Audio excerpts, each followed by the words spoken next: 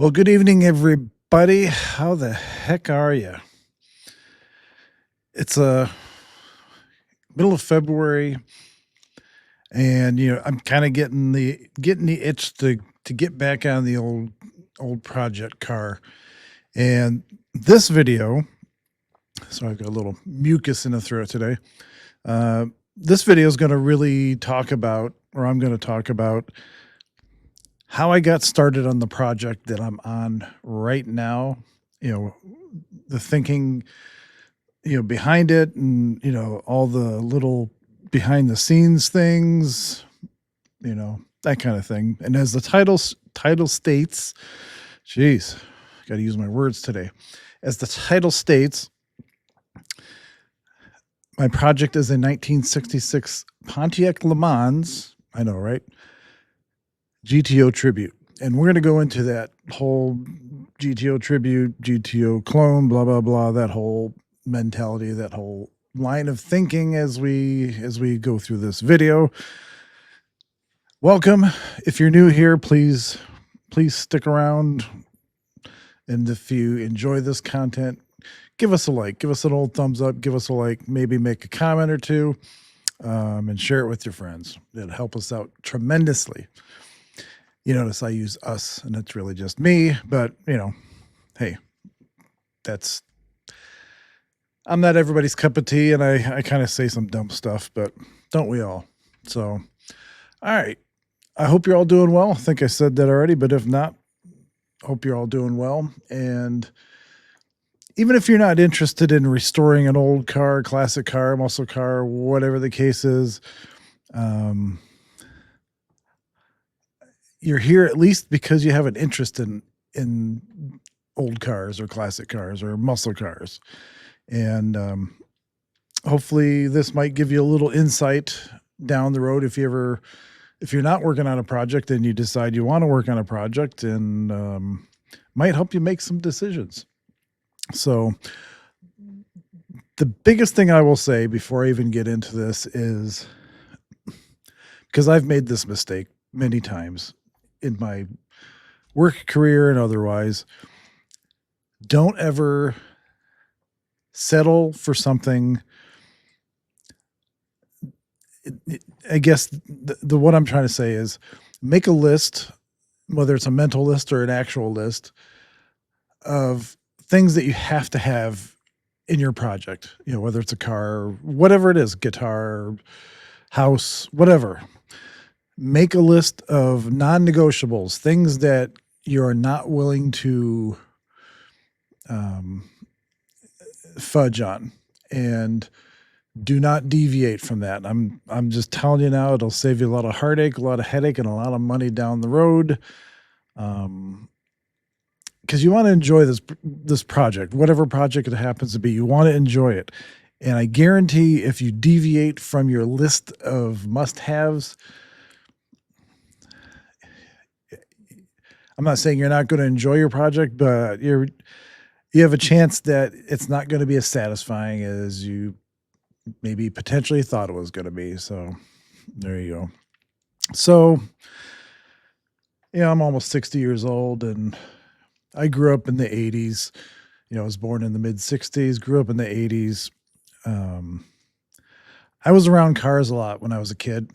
My dad, thankfully, that was our big connection, was we could talk about cars, whether it was the Daytona 500 or stock car racing or old classic muscle cars. My dad was really into older cars, and I got to spend time with him in the old garage, helping changing brakes on some of the old cars that we had in the garage.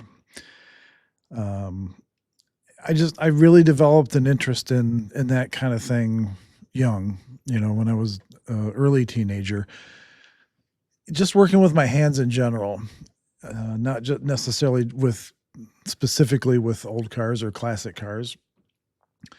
Um, but I absolutely just muscle cars, especially just or what has become classic, or what we think of as classic muscle cars. Back then, they were just muscle cars. In the mid '80s, if you had an early '70s, late '60s, whatever Camaro or Mopar, whatever it was a muscle car. It wasn't really a classic yet. A lot of times people thought they were, disposable. Like after you got to a certain point, even if the body was good, you'd see a lot of certain types of cars in the old boneyard, and it was, looking back on it, man, to be able to go back and to have that knowledge, hindsight, as it were, is 2020. So,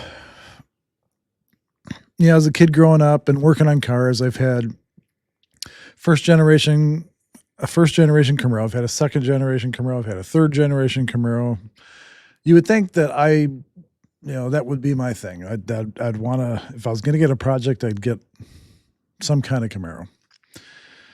But I kept thinking, I had the whole Joe Dirt thing in my head. Like, I can't get a Camaro. That's too stereotypical of somebody that, family's from the South, or, lived through the '80s. And, that's too easy. That's just, I don't know. Don't know what my friends will think, even though I don't give a shit what my friends would think. But I don't know. It just kept popping up in the back of my head. I didn't rule it out, but it kept popping up in the back of my head.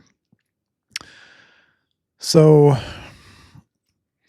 over the course of that time between the mid '80s until now, I've grown fond of several different types of cars. I love mid '60s A bodies, specifically the Lemans Tempest GTO type body style. 66, 67 are my favorite years. 66 because I like the taillights. I think they're awesome.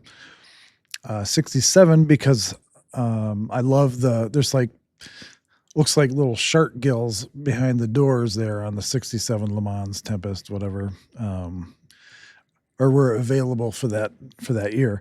I love that. I wish I could, looking back, after we get through this series about this particular car, I may actually add those louvers on my car, just because that to me, that makes the car. I don't know why. I'm not a big chrome guy. You'll come to see I'm not a big chrome guy. I'll eventually probably black out a bunch of crap. Which, maybe 10 years ago, 15 years ago, I was totally, chrome this, chrome that. Everything's got to be chrome, and under the hood and on the car. Not so much now. It's funny how you change, So life happened when I was young. After high school, spent a lot of money, went to school, didn't graduate. I didn't fail classes. I just spent all my money. And I just like so many different things. Like, hey, this, like squirrel, this, I love this, let's take this class. Let's take this class. So I wasn't really focused on one particular career field or whatever. I took a lot of classes in television production, took a lot of classes in computer-aided design and drafting, some robotics, just a lot of stuff that interested me at the time. I ended up working in the furniture biz with my dad, and that's kind of the career I ended up staying in my entire life for the next 40-some years. That's a whole nother show. That's a whole nother story, but we won't get into that. But it does involve where we're at today, because at a young age, I made some dumb choices, and life happened pretty hard, pretty early. So I was always struggling to make money, to keep a roof over my head. I was 23 years old, paying child support, making 18 grand a year, whatever it was, paying some ridiculous amount a month for child support. So it was hard to survive, let alone, you know, build, have hobbies that, cost money, like having an old car or, whatever the case is. But back then, even when I was 23, having the knowledge, I'm just going to put this out there. I'm not a professional mechanic. I'm not a professional restorer.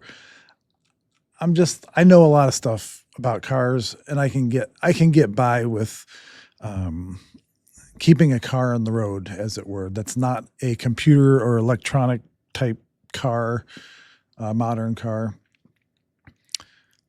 I had to keep. I couldn't afford new cars, so to keep a car in the road, like one of the first cars I had out of high school.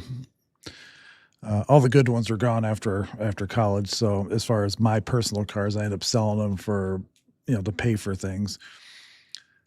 Because that was my mentality. I would always try to keep things that retained value. So if I had to sell them to, whatever, to pay for something, I always had that option. So 72 Cutlass Supreme was one of the first cars I had. It was actually my brother's car. I bought off him for $500 because he needed the money. And so having the knowledge that I had, I was able to keep that car on the road for a while, and then ended up selling it a few years later.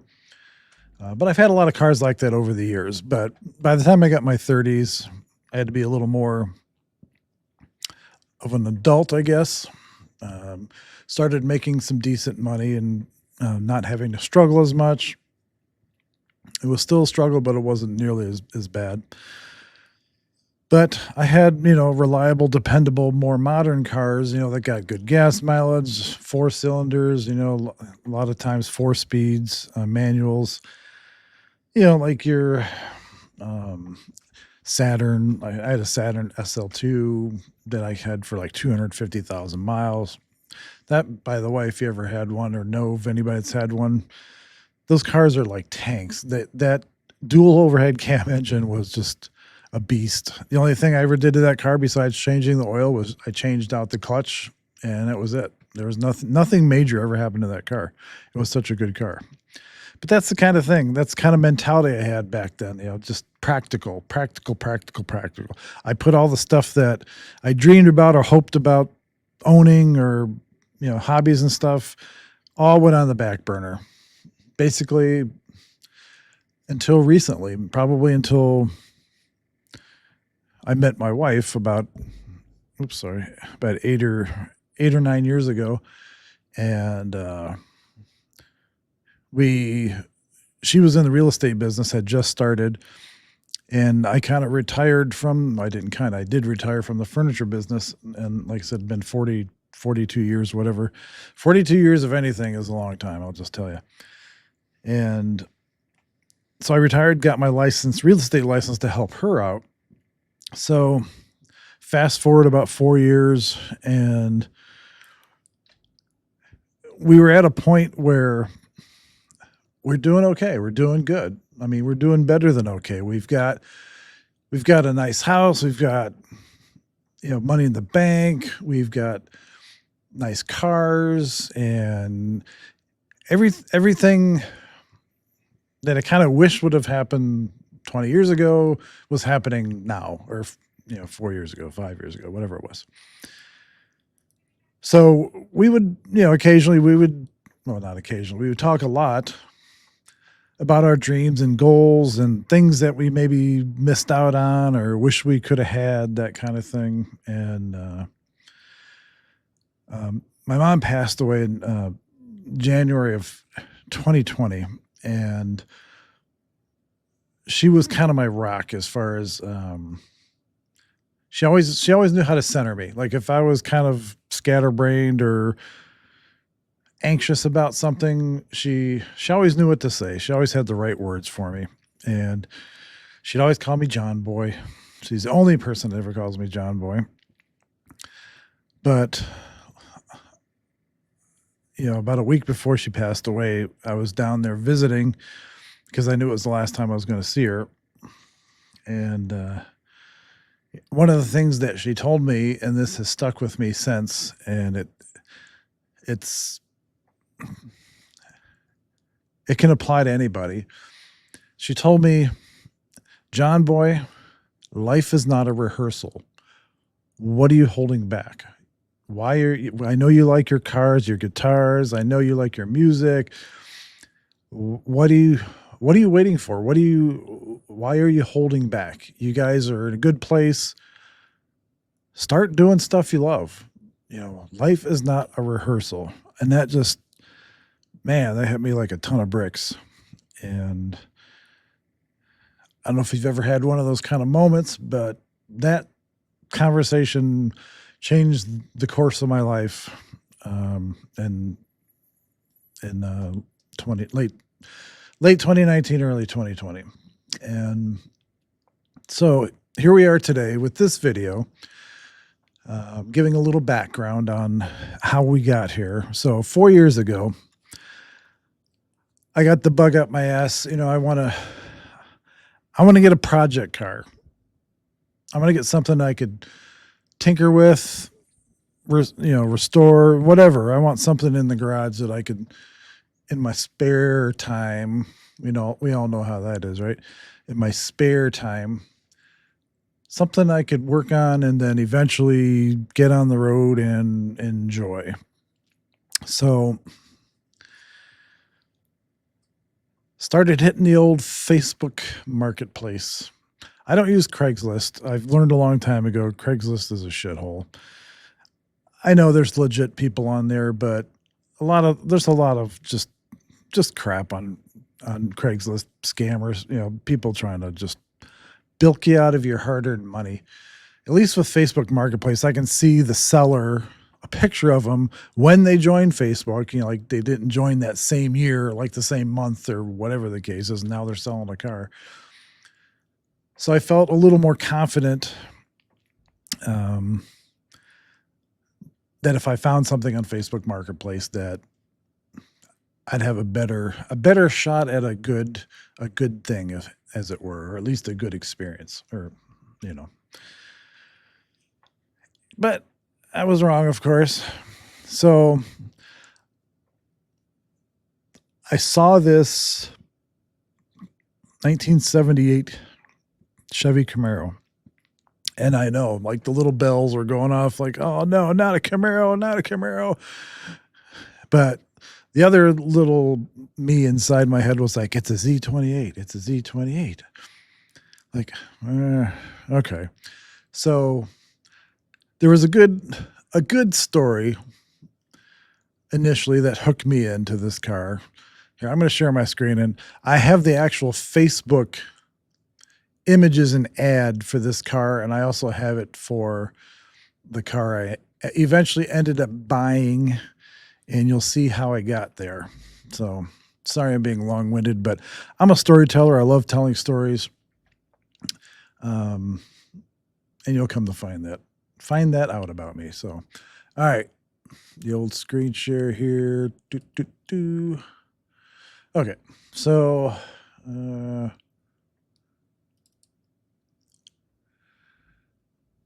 the old 1978 Camaro Coupe, two-door coupe, driven 45,000 miles, manual transmission, silver, black interior, blah, blah, blah.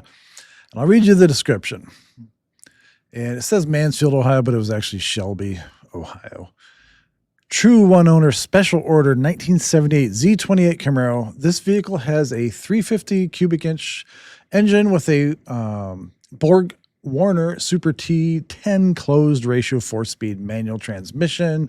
I like how they want to get that stuff out of the way up front, like in case that matters to you. It is an all numbers matching car. It is mostly original, as you can see in the pictures, except for the camshaft, carburetor, which it now has a Holly 600, aluminum intake and headers. The rear differential is a 10-bolt Paz traction with 373 gears, 40K miles, blah, blah, blah. So, oops. All right. Now, first thing I'm going to say is when I saw the pictures, thought, this is a nice looking car because the pictures didn't show any rust. Like he had the doors open and, showed the rockers and under the car. Because backstory on this, the person that had owned this car, him and his wife, this was his first car, and him and his wife drove this car when they were still in high school, and they've kept it. Once they got married, they've kept it all those years since the early '80s or whenever it was that he owned it. And this guy worked at some, vocational school out in that direction, and so he had it up on the lift. Some of the pictures show, which I'll show a couple of pictures here in a second. Showed the underside, that kind of thing, and it didn't really look rusty or anything. Had the typical grime and stuff, around the control arms and that kind of thing, and around the suspension, just where you typically find road stuff. But it looked like it was solid. Like the floors didn't look like they were rusted out or anything. But the thing that kind of was like, I like this car. I'd like to see it, but it's missing the ground effects, the Z28 ground effects, the air dam and everything, and the stuff that goes under the nose there and around the back, and along the lower rockers there, or under the rockers. So it looks like it sits a little higher than it, illusion, like it sits higher. So I thought, well, it might be worth looking at. I could probably find those pieces if I really wanted them and just repaint the car, blah, blah, blah. It has the Z28 hood and everything. So in another picture, it actually had the VIN number. So I was able to identify or verify with the VIN number that it was a Z28, or ordered as a Z28. So after probably 3 or 4 days of back and forth messaging, I talked to him and his wife in the messaging. And I was very specific because once I learned that he worked at a vocational school, an automotive vocational school, one of my questions was, is this something that you keep parked inside, like at your house or at the school or wherever? And he's like, yeah, we keep it at the school and it's parked inside all the time, blah, blah, blah. Like, okay. I said, this is not a project car for your students, right? Like, they're not doing mechanical work on it. They're not painting it, because painting, I guess, is one of the specialties of the school. Nope. They've never touched the car. They like the car and they look at the car. But no, they don't work on it. So anyway, I think you know where I'm going with this. But I thought, okay, well, the guy seemed honest. His wife seemed genuine as well, and finally called, exchanged phone numbers, talked a little more. And this was, I guess, just one of those things that they just didn't drive around anymore. They have their modern car that they like, and this just kind of got put by the wayside, or just, got ignored as it were. So I made arrangements to come out to see the car, and this was at the school. And one of the other questions that I had was, when the car is it driven like a Dukes of Hazzard car, or is it just driven like a muscle car? Like just maybe a heavy footing it once in a while, blah, blah, blah, but not burning the tires off every time you take it out, and, taking corners a little harder than you should, probably, not abusing it. From the pictures, it didn't look like it was abused, so I took their word for it. So I drive out there, and for me, where I live in the Cleveland area, so this was like almost a 2-hour drive, maybe an hour and 45 minutes, something to that. So made arrangements to go look at this car. Let's see if I can share another picture before we get to the actual visit. So This is the rear of the car, like the rear windshield, the trunk here on the right-hand side. Only reason I'm showing this picture is because this is going to come into play later where where the trunk is. Just keep that in the back of your head. So like I said, the pictures did the car justice, you know. It was pretty accurate. You know, nice black leatherish interior, 4-speed. The Z28 package with the nice rally steering wheel, yada yada yada.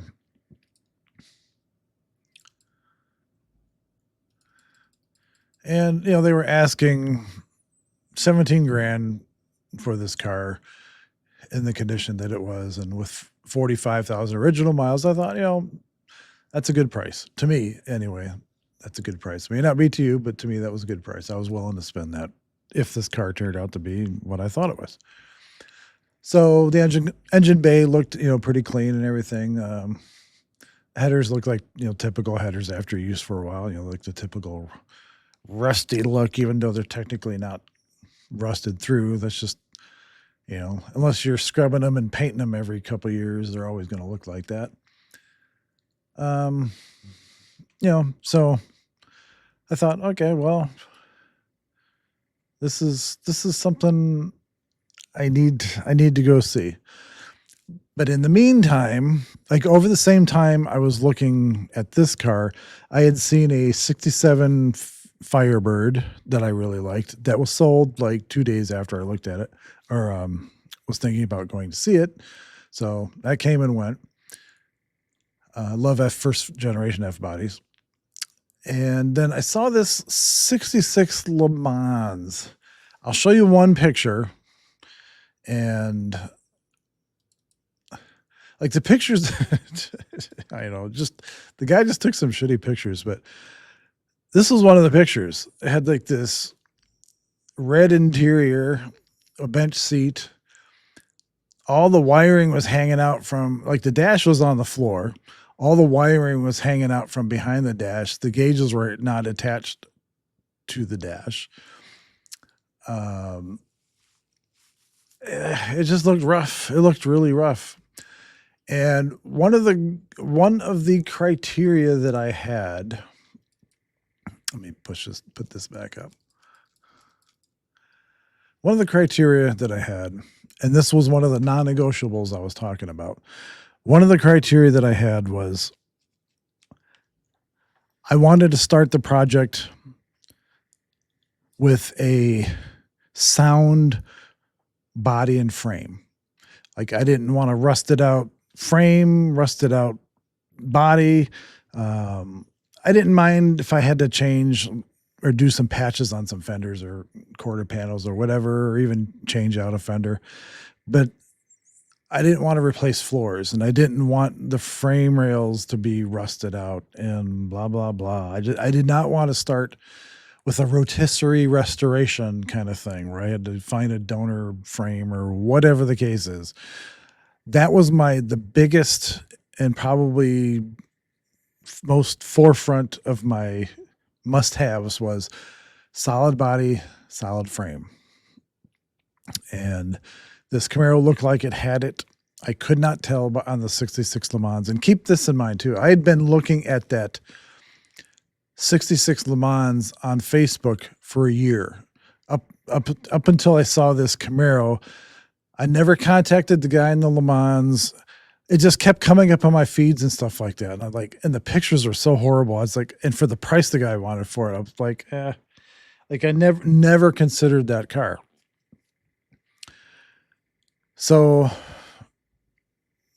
after about a year looking, this one pops up and kind of meets all the, you know, initially all the things that I want. It's in the price range. I wanted to spend under 20 grand for a solid car. And I didn't care so much about the engine.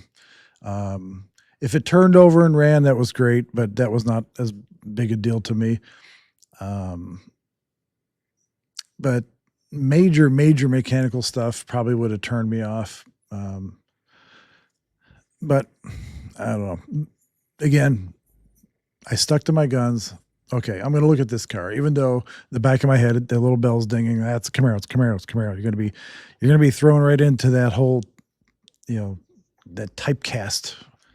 So anyway, make the drive out there, meet the guy at the school, and it was after classes. So I think it was, like 4 o'clock or 4:30, whatever it was. And the students were already gone.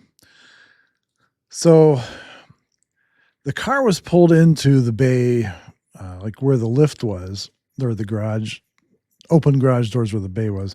And this was, I want to say it was late summer, early fall. I can't remember exactly what month it was. I'd have to look.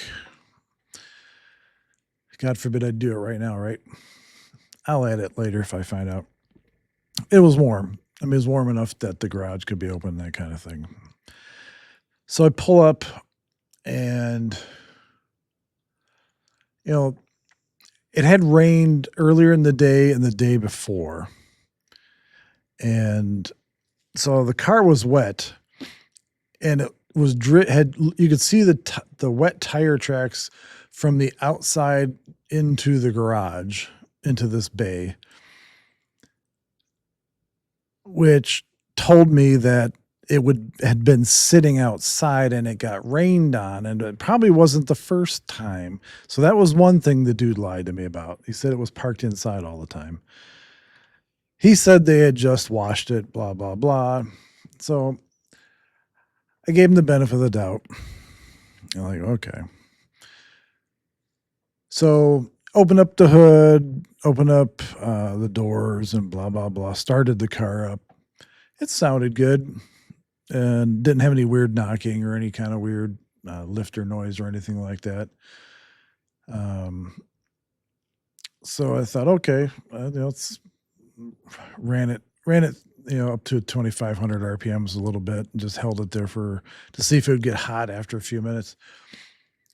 Then we put it up on the lift, looked underneath it. Tie rods felt, they didn't felt all jiggly or anything. They felt, nice and tight. Everything looked, decent but worn, like a car that had 45,000 miles. The mufflers, they looked okay, but they were getting rust on them and that kind of thing. Bottom of the engine, I could tell the oil pan gasket probably needed to be replaced. There's some oil leakage around there. Over time, it kind of builds that black, that lumpy gunk around, whatever when you're driving, whatever it flies into. So I thought, okay, well, that's, this is all typical stuff for a car that age and with 45,000 miles. So we put the car back down, and I sat in it for a few minutes and just kind of looked at it and just, looked to see how straight the car was, make sure it wasn't any kind of accident or anything. So then I took it for a drive around the block, kind of. Wasn't a big block, just, get it, big block. So driving around, it seemed to, catch the gears pretty good, and it wasn't slipping or anything, and brakes worked good. But pull back into the garage, turn it off, open up the trunk. All right, let's go to that trunk picture. I should have got one with the trunk open, but anyway. So if you remember, one of my questions was this a project car for the students in any way, shape, or form, mechanically or paint-wise or whatever? And so after I had driven almost 2 hours, he admitted to me after we drove the car, I think he wanted me to drive it and do all this stuff before he actually told me the truth. He said, I let the students, the students painted this car. I literally, my jaw dropped, and like I could tell by his expression that he saw that I was pretty pissed. There's one thing about me, I don't care what the situation is. Just tell me the truth. I'll deal with it. Just tell me the truth, and then I'll make my decision. But just don't lie to me about, even if it's what you think is a small lie or it's not going to make a big deal. To me, it's a big deal breaker when somebody lies to me. So he goes, yeah, the students painted. They did a good job, didn't they? So now I'm really looking at the car. I open up the trunk because I wanted to see, look under the rug and see if the trunk pan was good and blah, blah, blah. But before I even got to that, when I opened up the trunk lid, I was running my finger because it was all wet. It was all wet inside there, like the seal was bad around part of the trunk or something. So I'm running my fingers, like basically when the trunk lid's open, I'm running my fingers along where these lines would be. Like I'm just kind of running my fingers. The whole way that I was running, I had to stop. I was running my fingers and the paint was literally coming off on my, like a snow plow. When you plow, like the snow comes over the edge of the plow, the paint was literally coming up on my fingers. That did it for me. That sealed the deal in the negative for me. I told him I appreciated his time, meaning screw you for making me come out here and not telling me the truth. I appreciate your time, but this is not going to work for me. This is not what I thought it was, or not represented as, what I thought it was.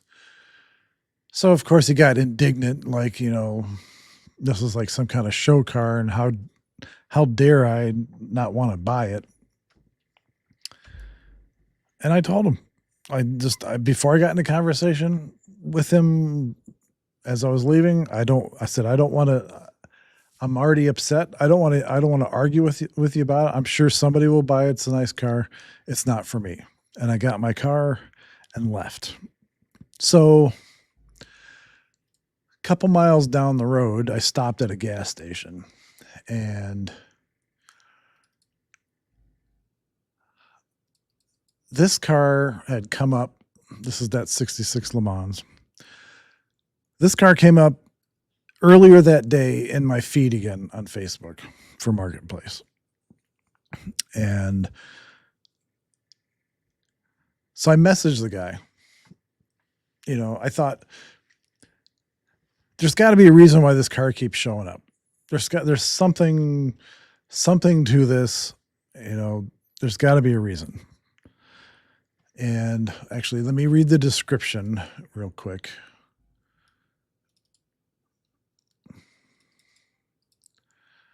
Okay, the description. This is, 1966 Lemans GTO. I like that, first of all. Not GTO clone, GTO Tribute, just Lemans GTO. Been in my heated garage for 27 years. No rust. Original brake lines and gas lines. Has built olds 455, dual quads, 400 auto trans. It says AC car, but this car did not have AC. As a matter of fact, it didn't even have heat. The heater core was removed and everything. There's no way that didn't bother me. So anyway, in black primer, comes with complete black bucket seat interior. Need $20K or trade for 1962 to 65 Nova, 2-door running car. No more projects. Had car for a long time. Price if firm. I'm sure he meant is firm. Car has no rust. So the thing that stuck with me was car has no rust. So, and this was much closer to my house. So I figured like this is maybe 20 minutes to a half an hour from my house.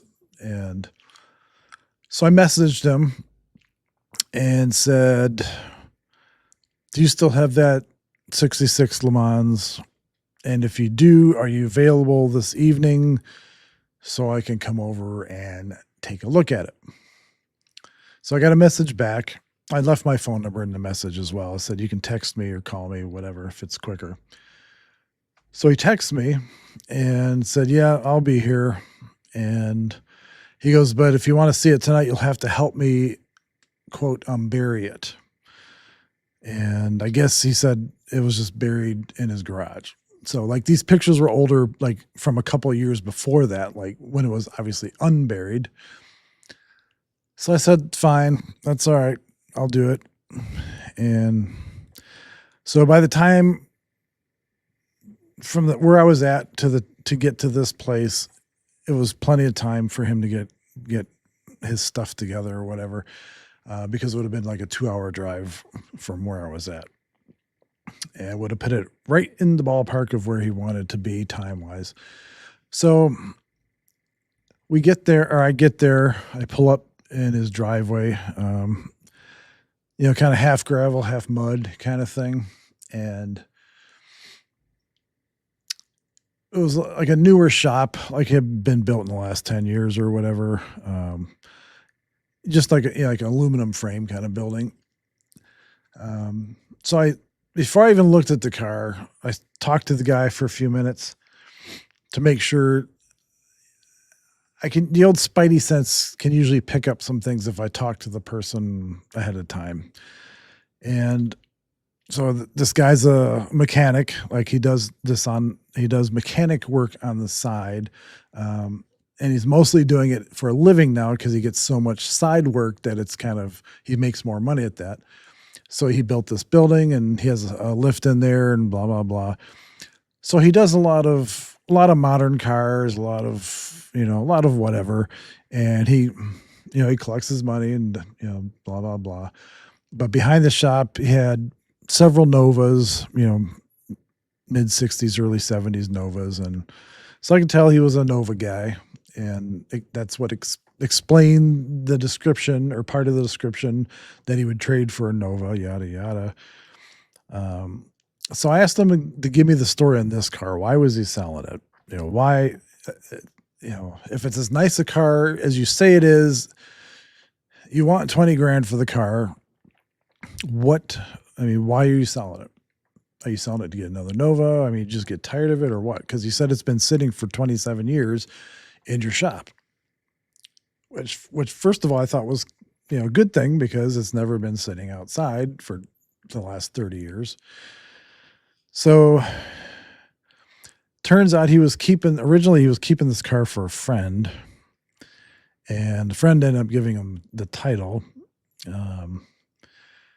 And he liked the guy that I bought this from, liked the car, and he had every intention of restoring the car or making it a running car, blah, blah, blah.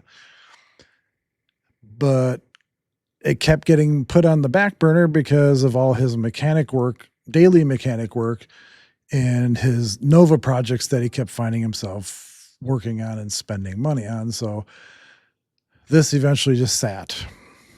So after talking to him for a little while, I kind of got the impression that this he's not really trying to pull one over on me. I don't get that impression. And so I said, okay, well, let me help you unbury it. It was on tire skates. It was sitting against like the far wall. Like in this picture where these tires are, this car was like flat up against that wall. It was covered with like a car cover that had a bunch of car parts on the trunk, on the roof, on the hood, had a bunch of plywood stacked up against the side of it. I mean, it was pretty buried. So we took about a half an hour. We unburied it and then rolled it out on the tire skates. So my initial reaction was, God, I love this car, this shape, this body style. I love this car. And it was kind of surreal seeing this car in person because I had never seen another mid 60s Lemans GTO Tempest, whatever. I hadn't seen one probably since the early 70s, maybe 73, 74 or whatever. I had never seen one in person as an adult. Because I really didn't start going to car shows until, I don't know, probably just after I met my wife. I mean, I would go to like swaps and stuff that had parts and things for other people, because they wanted to be there, but I really hadn't seen one up close in person in, such a long in decades. So I immediately just like I don't know about you, but if you're into cars, there's something that's just it's a tactile thing. Like I put my hand on it and ran it over the body lines really slow, like over the fender and over uh, the quarter panels, and just followed the body lines, and like where the rear window well is, just kind of it was kind of cool. It's like seeing a piece of history. And so, we pulled it out. He opened the hood, got the doors open. Let's see here.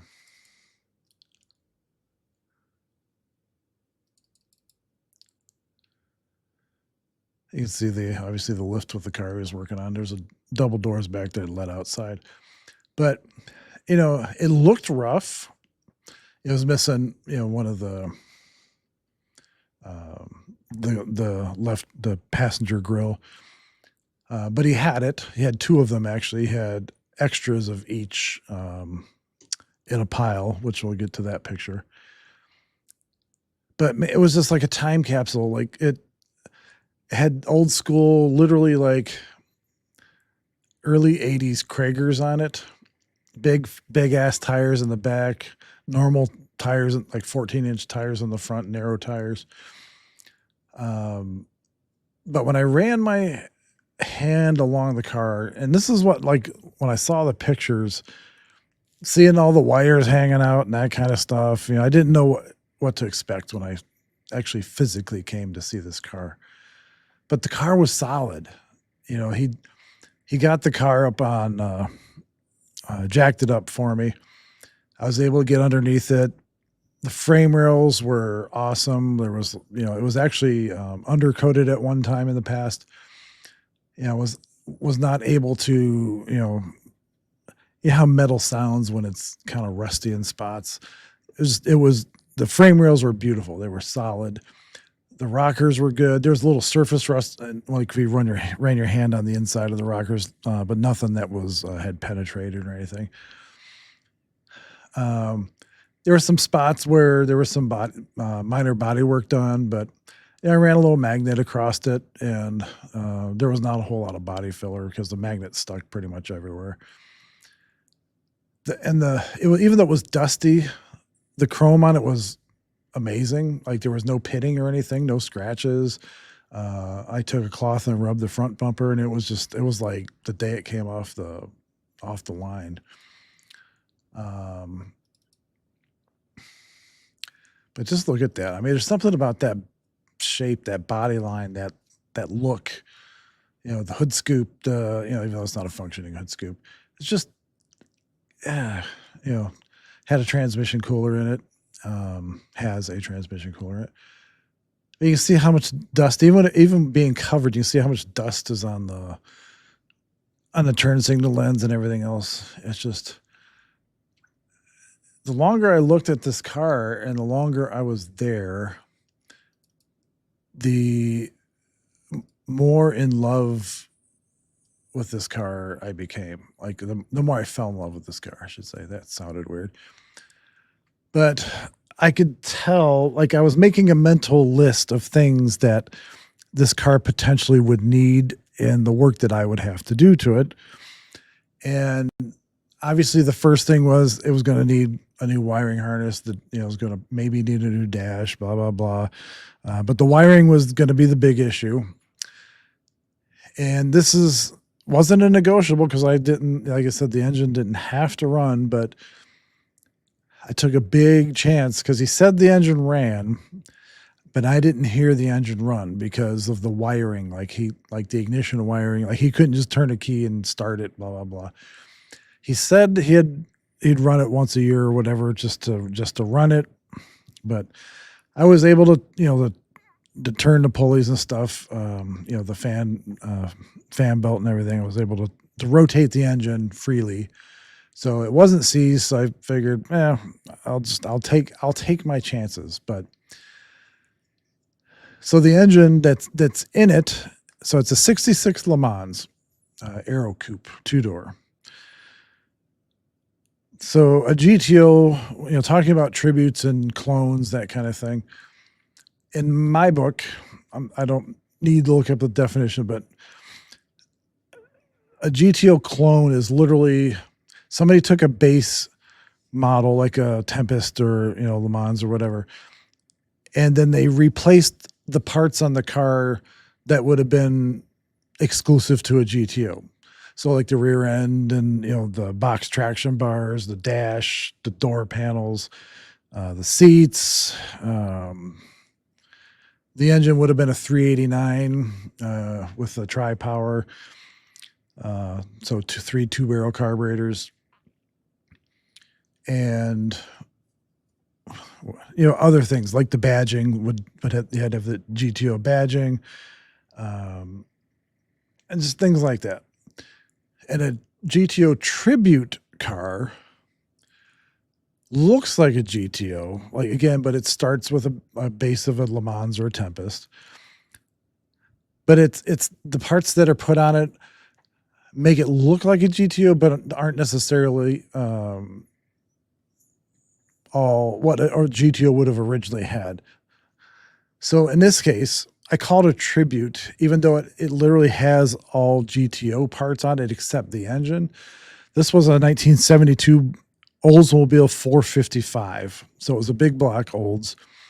Had an Offenhauser, I can never say that right. Aluminum intake, 2 Edelbrock 600 CFM carbs. Had a crane flat tappet cam. I don't remember the model number and the lift and all that other crap. And hooker headers. But that was really the only thing that was non-GTO. It had a legit GTO rear end in it. It had the factory box traction bars, all GTO badging, GTO dash. And as in another picture, you'll see here that he had GTO seats from a 66. He actually had an extra dash pad, extra dash pieces, GTO rear seat, door panels. Only thing he didn't have was like the carpet and the headliner, that kind of thing. But when I looked in the engine bay, I thought there's, because when I looked at the control arms and that kind of thing and looked at the wheel wells, there was literally no rust inside this engine bay. The master cylinder was a little crusty, but that was just surface stuff. The wheel wells, the fenders, the control arms, even the bushings on the control arms and everything looked decent. They didn't look like they were, had been sitting for 40 years or whatever. The wiring in the engine compartment was a little rough, just like the interior. So I kind of knew I had my work cut out for me, but this wasn't like a total rotisserie restoration. I could concentrate on the mechanical stuff and not so much the body stuff, which was what I wanted. So, it did have a turbo 400 transmission, which is one of my favorite transmissions. Here, another engine bay picture. As you can see, when you start seeing these little wire crimps all over the place and discolored wiring, and under the dash, there was actually a couple spots where there was you could tell there was a couple shorts because there was singeing on the plastic. And, so I wasn't even remotely going to consider trying to reuse the wiring that was in the car. Everything on the front of the engine looked like it was pretty stock for an Olds 455. The power steering pump looked like a GM, typical GM power steering pump. The brackets looked like they belonged, and The headers look good. Of course, they had the surface rust, but just at a casual glance going through the car, the longer I stayed and looked at it, the more I appreciated the car. So if you're familiar with 66 or mid 60s A bodies, especially the Lemans Tempest GTO, where the rear window meets the kind of the panel here where the window valley is there, almost every single time this right here and right around the trim is rusted out. Like if you were to open the trunk lid, like that would all be rusted out in here. This car was not. Had some surface rust, like they tried to protect it with some primer over the years, but you can just kind of see where there was some like surface peeling here, but nothing that penetrated the metal. So I was ecstatic about that. Again, this was the picture that pretty much held me back from seeing the car for a year because, oh man, even my wife was like, what the hell? So, and plus it didn't have a stock steering column and it had like one of these, it's still on there now, but it's just one of those small steering wheels. Eventually I want to put a Pontiac steering wheel on there, but this was just a cluster, man. It was just a cluster.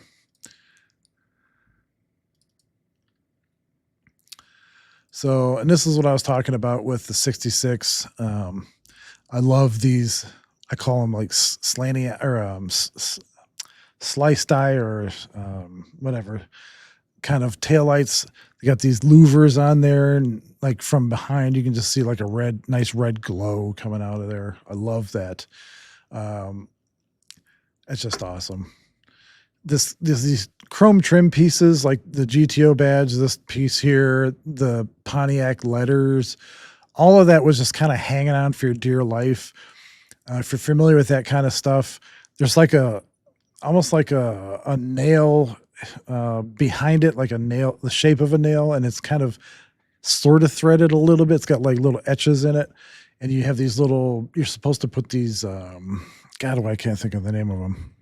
I'll think of it at 3 o'clock in the morning, but you push them on there and they are supposed to not back off, but you have to have the right size, so all these were like halfway on, 3/4 of the way on. So they weren't on there tight. So they kind of rattled, but you can see in the trunk here, when I open the trunk, here's the other two, like the front driver side and passenger side grills, that were pristine. They were not, dirty and stuff. One of the turn signals though, I'm gonna have to get replaced because it's busted. Like the front half of it's missing.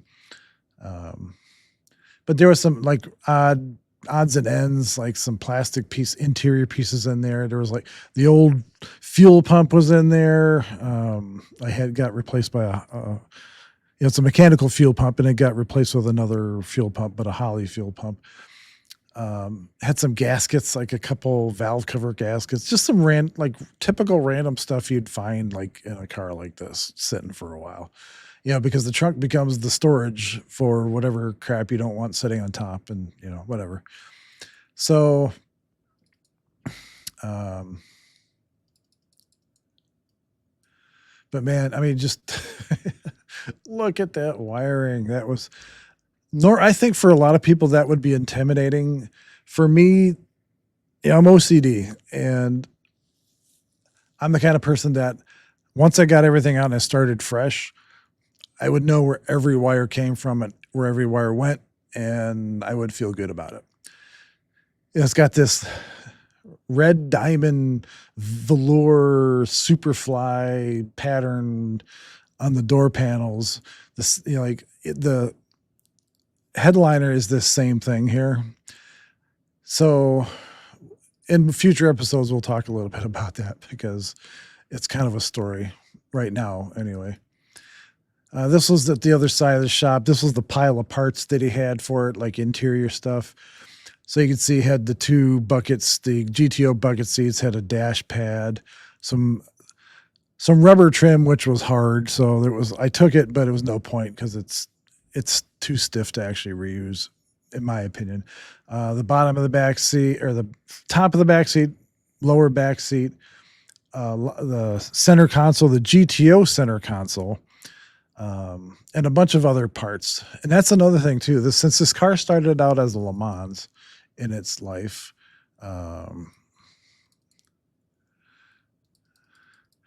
as you can see, a Le Mans would have had a column shifter. And since it had a bench seat, there'd be no way to put you'd have to take the bench seat out, obviously, and to put the GTO console in and blah, blah, blah. But I don't know if you could see it in this picture, but you can see the top of the shifter right here. They had an old school B&M shifter. I'm not a fan of old school B&M shifters. They're janky. I've never had luck with them. And this shifter was so far forward that in park, like to put it in park, it would bust your knuckles because your knuckles would go right under the dash. So the placement obviously was not correct. But anyway, future videos we'll talk about that kind of stuff, because I'm going to go over everything that I've done with this car. And hopefully in future videos, I'll just keep them to half-an-hour videos. But I want to go through the 4-year progress that I've made with this car up until this day, this past fall. And we'll talk about that B&M shifter, that POS. But you can see he had, there's a stock GTO shifter to go with the console. So a lot of parts for the car, and I was appreciative of that. But you can see how dusty these things are. I mean, they've been sitting for a while. The good thing was, though, I didn't find any like rat or mouse nests or anything in any of this stuff, even in the car. So the car didn't smell or have turds all over it, which was awesome. So I ended up talking to this guy for like 3 hours. My wife's like, "Are you okay? You okay?" Because we always tell each other if we're going someplace where we don't know the person, just to check on you, blah, blah, blah. I'm like, yeah, having a good time. So I really kind of bonded with this guy. He was kind of a kindred spirit, and as far as like what's life and stuff like that, and kind of paths to where we're at. And so at the end of the conversation, look at that profile. Come on. How could you not like that? That is just I am a huge believer things happen for a reason, and things are meant to happen for a reason. And I am so glad I did not get that Camaro and I ended up with this car.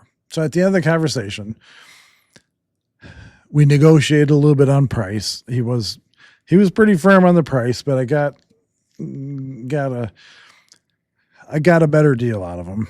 And so we made an arrangement that I would come by the next day and bring him the cash. And he offered to deliver the car for free for me because he has a flatbed, because he picks up and tows cars and blah, blah, blah for his own personal shop there. So he said he would deliver it to me for free. That's cool. And I felt that I got to know this guy pretty well, that I was comfortable spending the money that I spent. I spent a little more than I planned on spending, but what won me over on this car was how solid it was, and just how beautiful it was just to touch and to sit in and to look at. All original windows. None of the windows are cracked. I mean, the chrome was beautiful on it. It was the guy that owned it originally, sometime in the early 80s, or excuse me, mid 80s to early 90s, started converting the Le Mans to a GTO. So he kept detailed records of everything he did to the car. Like in the trunk, there was a little box that had all the receipts and these papers of handwritten notes and stuff like that. So it had the cam specs, it had the Offenhauser intake specs, the carb specs, all the little stuff, even the springs and the lifters and that kind of stuff for the Olds 455. Everything was in there. So I felt comfortable spending the money that I spent on the car because I felt like it's a good place to start. So set up or arranged for, a meeting the next day to come bring the money and have the car delivered to the house. I'm just going through some more pictures here real quick. But even the hood, even without having the sound dampening and stuff, I mean, there was no rust or anything. It's just some surface dings from the years of leaning stuff against it or whatever, as far as in the primer goes, but no actual dents and, that kind of stuff. So I was super stoked. I can't even tell you how stoked I was to see this car in my driveway, in my garage. So we're at his house. We get the flatbed by his garage door. So the Lemans on the flatbed by his garage. So I guess it was kind of a mixed reaction seeing this car get put on a flatbed at this guy's house, knowing this was on its way to my house. So here we have it. We've got the gentleman who owned the car, got it on the back of the flatbed here. It was kind of muddy that day, so he had the trailer backed up in the garage here. Got her strapped down and everything. I mean, just look at those taillights, man. Look at those taillights. Missing a piece of chrome up there, but dang, looks like those eyes, those evil, glowy red eyes are squinting in the back there, man. Just, So now it's on the trailer. It's all strapped down, getting ready to go on its way to my house. So, first day of its life with me.